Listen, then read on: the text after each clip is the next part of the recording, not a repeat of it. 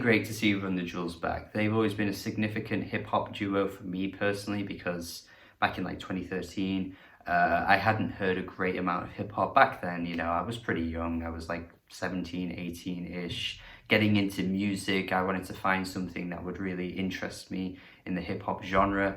Found Run the Jewels, thought they were pretty damn great, and of course Run the Jewels 2 came along, and that was a pretty massive change, I think, for hip-hop music in 2014, because the way people just came together and just instantly fell in love with this album was pretty massive. Widely considered their best today. I think it's going to be really hard for people to view any other album as being their best album, because of how good the quality was on that album. And I think, you know what, it holds up too. Years later, it still remains to be a really, really high energy, high impactful hip-hop album with two fantastic rappers coming together with so many amazing features. It really is just a great hip-hop release. I think it has lost its flair just a little tad bit over time, but it doesn't really matter because the songs are still fantastic. Great album. And now Run the Jewels 4 coming out here, or RTJ4, right at the time where I think this album is very much needed. It's kind of a weird coincidence that an album like this, an album with such like a revolutionary spirit, just leaking through the whole thing, coming out during this time period where, you know, I don't need to tell you what's going on in America right now. You know exactly what it is that's happening. And with the lyrical themes that crop up on this album, with the way that they're both rapping with a huge amount of passion, it's just kind of like the stars have aligned that an album like this has dropped during this time. People are going to be very appreciative of an album like this coming around right now, where you've got LP and Killer Mike kind of speaking truth to power once again. You know, saying the things I think a lot of people will be thinking, and they say it in ways that really do cut sharp as well. Not only that, but they're bringing their A game in terms of the production that they're using as well. Some of these tracks have got to be up there with some of their best to date, without a doubt. Like, there is just no denying that tracks like Holy, Calamafuck, E.T. versus Goonies, Walking in the Snow, Out of Sight have some of the best beats that they've rapped over, like, ever. The fire is instantly brought out the gate with the opening track, where Killer Mike is just rapidly rapping over that beat. Like, he is just pummeling his way through, just like he always did on the best of the best songs that they've put out to date. It just felt like a nice welcome, you know, because you know, the first three all came out in a pretty short period of time, but we have waited a decent amount of time for this album here, and it's almost like it never left. Like, it's just hitting us right where we remember them being. And while Yankee and the Brave is a really strong opening track, I think, I do want to say that Ooh La La halts it a little bit. I still don't like the song. I didn't really like it all that much when I did a reaction to it back in whenever it came out. I can't exactly remember. Was it about March time it came out? I think something around then. Didn't really like the hook then. Don't like the hook now. I think it overrides the song. I think it's fairly accessible. Like, it made sense for a single. And I think the idea of using a Gang Starr, sample the way they did is pretty clever. But my God, does it get old quickly. Like, I really just run out of energy when this song is playing. Like, I just kind of want to skip it. And the funny thing is that when I was listening to this album multiple times, when I got to like the third or fourth listen, I just skipped it outright. And I think the first track going into Out of Sight transitions really well. I just feel like it flows way better that way. And the 2 Chainz feature is pretty solid too. Not really like the huge feature I was quite expecting, considering he's a pretty big name, and, you know, collaborating with Run the Jewels I thought was quite surprising. But, you know, it's pretty solid. I think the hook on this track though is really good. It just takes us back to those Run the Jewels 1 days, like 7 years ago now. I just feel like that hook would have fit really well into that album. And that's one thing I want to bring up as well. Like, that's what I love about Run the Jewels. They really know how to just stay true to themselves. Like what you're getting is exactly who they are, you know? They're not exactly hitting a point where they're selling out or anything. They're pretty popular now, and yet we're still getting that same aesthetic that they've given us from the start. We're still getting those lyrics that they've given us from the start. It's like no matter how popular they get, they will just not change their ways at all, and I like that. On the ground below, where Mike at the end says, "We just gave you inspiration for free. The money never meant nothing to me," kind of rings really true. You know, they're standing by their words. They're saying as they do, because every album they put out is always free, available on their website. You know, it's just such a great way in the modern day to release music, and yet they are just here to share their message, to share their great tracks, and that's how all it'll ever be for them. I love that. Now that 3-track run, Holy Calamafuck, E.T. versus Goonies, and then friggin' Walking in the Snow is elite. Elite, absolutely elite. These are some of the best they've ever put out. I think the beat transition on Holy Calamafuck is really slick and swift. It works really well. In fact, that second beat in the song is actually even better than the first one, and I was already enjoying it to begin with, so I was really impressed to see them switch it up in the way that they did. Goonies versus E.T. I think this track just represents everything that they've done so well up until this point. Like, it has all the best qualities of a Run the Jewels track in one song. It has a great hook. It has fantastic rapping from both rappers here. I love the Bob Ross reference from LP. Immediately, whenever this song comes on, I just think of some of their best tracks to date. I think of a track like Ticketron. I think of a track like Close Your Eyes and Count to Fuck. I think of a track like Oh My Darling Don't Cry. Like, this track just makes me think of all of the things that they do so well, and it's just all in one song. And it goes to show again that the quality, even all these years later, is never really dipping. But then we hit Walking in the Snow, man. Holy shit. I mean, wow, what a song. What a song. Jesus, there's so much to unpack here, like, unreal. First of all, that chorus from Gangsta Boo, I think is just so good. She just sounds really cool here. There's no other word to describe than cool. Like, she just sounds so natural in the way that she's singing. You got the phenomenal verses as well. I really like LPs on this track, but I'm gonna get to Killer Mike's in a second anyway. But like, the way he critiques religion here, I think is really clever.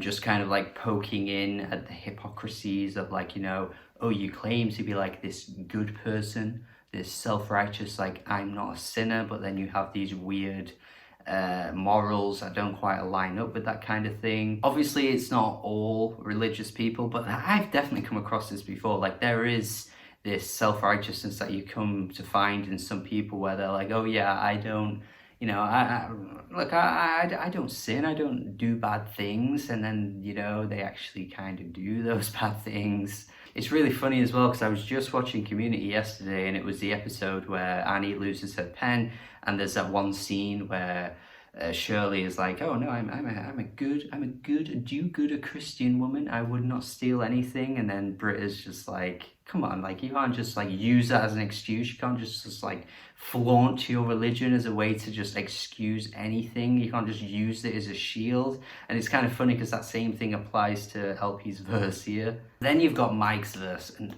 bloody hell, look, if anyone beats this in terms of like verse of the year, I might strip naked on camera. I might do that, because I don't think it's going to happen. Like, you're not going to find that. And if you do, then I'm going to have to strip. The way he's rapping, the way he's just throwing out those lines, every line has something that just hits really hard. It's insane. Like, oh my goodness, Jesus Christ. The way he critiques how, like, things just get televised, and how that our empathy is just turning into apathy because we've seen it too much, so we're going to hit a point where we just treat it as the norm, and how that shouldn't be the case, because we should be seeing these things as atrocious as they are, and if we keep seeing them, eventually we're just going to be numb to it. Like, that is so damn true. Like, the way he brings that up is so accurate. I'm assuming as well that this might have only been recorded recently because of the I Can't Breathe line that he throws in. It honestly almost feels too soon to say that, but my God, does it not hit really hard when it comes on. It actually kind of reminds me of the way I felt when I was listening to For Her by Fiona Apple earlier in this year for the first time. When you hear that line, it kind of like gives you a shiver. It's just, oh, ugh. And the track itself sounds great. Like, it sounds friggin' great, but like, geez, man, geez.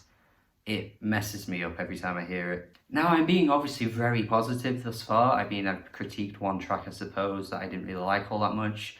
But that's kind of where I think this album gets a bit frustrating, because Walking in the Snow is so good, and then the transition into Just is a really good transition, but Just as a song, I think is kind of weak. I don't really think that hook works at all. I think Pharrell's contribution's kind of eh. Zach De La Rocha's sounding pretty good with his feature though, but like when I think back to his contribution to Run the Jewels 2, I mean, the gap is pretty like there, to be honest. Like, I think it's just this song in general though that leaves a weird taste in my mouth. Like, the hook, I get what they're saying, but like the way that they're saying it, I just think sounds really corny. And I also feel as though like the way they wrote that line was almost like a, yeah, we're saying something you never thought of before, and that just kind of makes it worse. LP has a good line on this track where he says, funny how some say money don't matter, rich, that isn't it. I think that's a funny line, but then he follows it up with, get it? Comedy? And I just think it kills the joke. Like, you shouldn't have to say that at the end of a joke. Because that's kind of defeating the point. It's a good line, but then following it up with that just doesn't work. I would say Never Look Back doesn't have a particularly great hook either, and The Ground Below kind of takes away from the verses. I think the verses are really, really strong, but then when she gets to the love never meant much to me, I think they probably could have replaced that with something that fit better. But thankfully, I will say that we do get the excellence coming back to those final two tracks, Pulling the Pin and A Few Words for the Firing Squad. Once again, just bringing it back to that level of sheer quality that I just expect from the Jewels. I mean, look, even if these tracks weren't like great, which I do think they're great by the way, but even if they weren't, it would be Killer Mike's lines that would make these tracks stand out from the rest anyway, because Killer Mike on this album throughout, honestly, is just killing it. Like, his lines, the way he delivers them as well, Jesus Christ, he is rapping on another level. Usually with the Run the Jewels, I would probably say each album has one of LP or Killer Mike that kind of stands out slightly. I think Run the Jewels 1, it was Killer Mike. Then with Run the Jewels 2, I thought it was LP. And with this album though, like, I think the quality difference is a bit greater than it usually is, because I think Killer Mike's really, really rapping at a level that he is just untouchable here, like absolutely untouchable. I've had to write some of the lyrics down because I'm pulling the pin where he says, doing the typical, keeping us miserable, taking the most and providing the minimal. Hate to sound cynical, but this shit is pitiful. Times is just critical. Like Jimmy Savile, they cheerfully kill kids in a ritual. Like, what the fuck? Not only is it weird as hell to hear Jimmy Savile referenced in a hip-hop song, because I always saw he was one of those celebrities that was only well known for the UK. You know how like each country has like those local celebrities that aren't really international? I guess you could say someone like Graham Norton for the UK, someone like him, Alan Carr, people like that like are really famous here, but like I didn't think they would be famous anywhere else. And like the fact that he mentions Jimmy Savile, like, oh Jesus Christ, that line as well, holy shit, just crazy. And each individual line as well leading up to that, you could unpack each one and find something there that he's saying that's just so shit, like, oh God. The exact same as well with the closing track where he says, this is for the do-gooders that the no-gooders used and abused. I really like that line because you always get that sense of, you know, if you're a do-gooder, you do things by the book, you're the nice guy that finishes last or whatever. Like, it is really true. You do come across those kinds of people that just seem to be so on top of things and do everything in the best they possibly can, and yet they don't get that recognition. They're the underdog, they don't get the pay that they deserve. It really kind of speaks true for these times as well, how like we suddenly now started to pin up like key workers in the UK, carers, things like that, that just never really got that recognition before, but now they're suddenly being recognized as important people. And then he follows that up with the For the Truth Tellers tied to the whipping post, and then he references Strange Fruit after that, the Billie Holiday song. Like, so much again to unpack with those 3 lines. Like, that's just a tiny portion of the song, and yet he's saying so much in that piece, like in that little piece of the song. And it's not to say that LP isn't dropping great lines either, because I've referenced a few of his throughout this review, but like, yeah, Killer Mike just really got me thinking on this album. I love it when an album comes out like that, like the way an artist can just make you think about things, kind of like listening to Kate Tempest or someone like that, where you're just constantly unpacking every lyric and it has multiple meanings within that one line. It's crazy. So that alone just heightens this album for me, because while I do think there are a string of tracks that I don't think are particularly all that strong, I think the strong moments just override those songs, like massively override them. There are moments on here that I easily matched against some of their best songs to date. Walking in the Snow just blows me away each time. And yeah, I think overall it's really strong. I think it is even better than Run the Jewels 3, to be honest. It just feels a bit redundant to leave everything I've just said behind with a score, but you know, I do scores on this channel, but I'll go a 7 out of 10, but that doesn't matter, because everything I've said up until this point should be the thing that you focus on the most here. I think, again, there are some weaker moments, but overall, I think it's very strong, and hopefully you enjoyed it as well. I think a lot of people will be appreciating this album, like I've already said. And where does it rank for you? Do you think it's their best so far? Do you think it's their worst? In the middle? Let me know. Thank you for watching my review. Do have a good day. Subscribe if you haven't already. Thank you again, and goodbye.